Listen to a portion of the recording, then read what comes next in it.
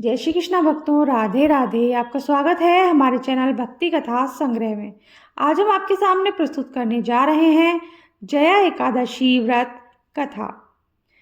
सर्व सिद्धि प्रदायक माघ मास के शुक्ल पक्ष की इस एकादशी का नाम जया एकादशी है।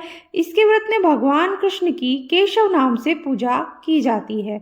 इस व्रत को करने वाले को भूत प्रेत पिशाच आदि निकृष्ट योनियों में जाने का भय नहीं रहता और अनेकों जन्म के पाप नष्ट होकर इस लोक और परलोक में सभी सुख प्राप्त होते हैं। धर्मराज युधिष्ठिर ने भगवान श्री कृष्ण से कहा, हे जनार्दन, आपने माघ मास के कृष्ण पक्ष की षटतिला एकादशी का अत्यंत सुंदर वर्णन किया। अब आप कृपा करके माघ शुक्ला एकादशी का क्या नाम है, व्रत की विधि और उस दिन कौन से देवता का पूजन किया जाता है, विस्तार पूर्वक कहिए। श्री कृष्ण भगवान बोले, हे पांडुपुत्र, इस एकादशी का नाम जया है। इसका व्रत करने से मनुष्य ब्रह्म हत्या आदि पापों से छूटकर स्वर्ग को प्राप्त करता है। पिशाचादि योनियों से भी मुक्ति मिल जाती है। अतएव सभी को यह व्रत विधि पूर्वक करना चाहिए। अब मैं तुमको पद्म पुराण की एक कथा सुनाता हूँ। देवराज इंद्र स्वर्ग में राज करते थे और अन्य सभी देवगण सुखपूर्वक स्वर्ग में रहते थे। एक समय इंद्र अपने नंदन वन में अप्सराओं के साथ क्रीड़ा कर रहे थे और गंधर्व गान कर रहे थे। उन गंधर्वों में प्रसिद्ध पुष्पदत्त तथा उसकी कन्या पुष्पावती और चित्रसेन तथा उसकी स्त्री मलिन भी थे। मलिन का पुत्र पुष्पवान और उसका पुत्र माल्यवान भी उपस्थित थे। उस समय पुष्पवती माल्यवान को देखकर मोहित हो गई और काम वर्णों से चलायमान होने लगी। उसने रूप, सौंदर्य, हाव भाव आदि द्वारा माल्यवान को वश में कर लिया। पुष्पवती की सुंदरता को देखकर माल्यवान भी उस पर मोहित हो गया। ये दोनों कामदेव के वश में हो गए थे, परंतु इंद्र के बुलाने पर नृत्य और गायन के लिए आना ही पड़ा।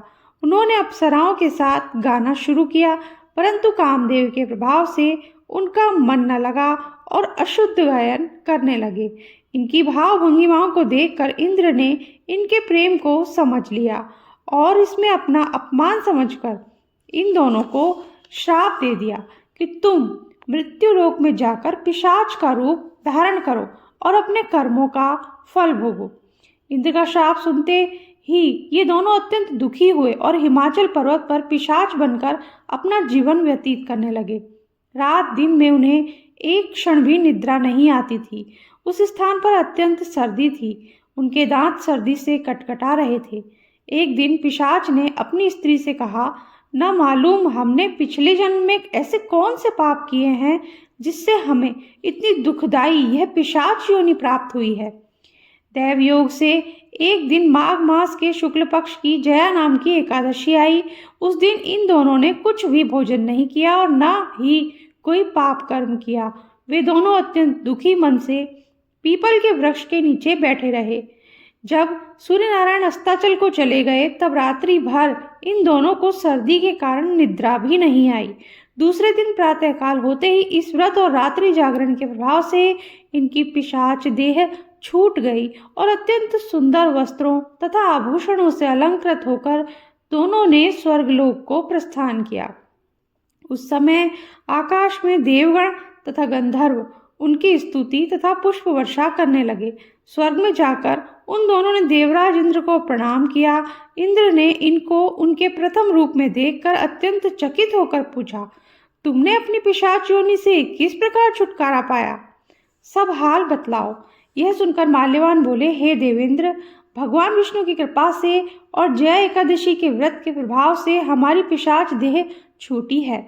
तब इंद्र बोले, हे माल्यवान, भगवान की कृपा और एकादशी के व्रत करने से न केवल तुम्हारी पिशाच योनि छूट गई है, वरन हम लोगों के भी वंदनीय हो गए हो।